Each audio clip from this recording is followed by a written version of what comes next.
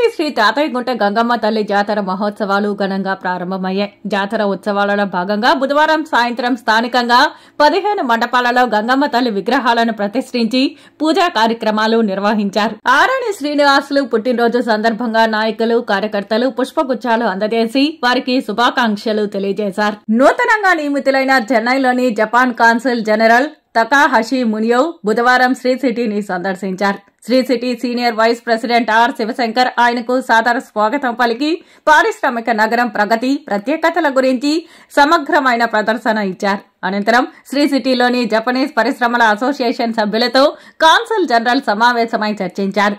Isuzu, ఐసన్, టీహెచ్కే పరిశ్రమలను సందర్శించి అక్కడ పారిశ్రామిక కార్యకలాపాలను పరిశీలించారు. సోషల్ మీడియాలో ఫేమస్ అయ్యేందుకు స్టంట్స్ చేస్తున్న ఓ వీడియోను టీఎస్ఆర్టీసీ ఎండీ సజ్జన ట్విట్టర్ లో షేర్ చేశారు.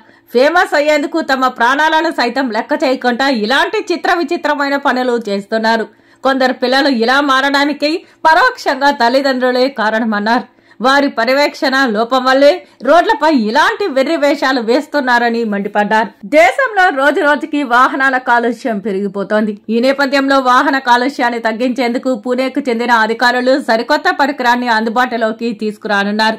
పొల్యూషన్ సర్టిఫికేట్ లేకుండా రోడ్డెక్కిన వాహనాలకు 10,000 రూపాయల జరిమానా విధించేలా పెట్రోల్ పంపుల వద్ద అధునాతన కెమెరాలను ఉపయోగించి ఆటోమేటర్ సిస్టమ్ ను అభివృద్ధి చేస్తున్నారు. త్వరలోనే ఈ సిస్టమ్ అందుబాటులోకి రానున్నది. తిరుమలలో మరోసారి చిరుత కలకలం రేపింది. తిరుపతి నుంచి తిరుమలకు వెళ్లే ఘాట్ రోడ్ లో బుధవారం చిరుతపులి కనిపించింది.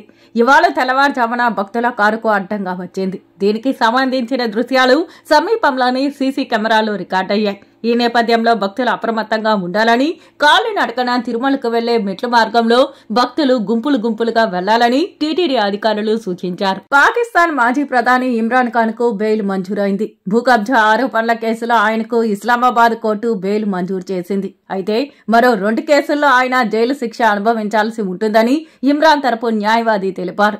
ఇమ్రాన్ ప్రధానిగా ఉన్నప్పుడు చట్టవిరుద్ధంగా ఆయన భార్యకు భూమిని బహుమతిగా ఇచ్చారనే ఆరోపణలు వచ్చాయి.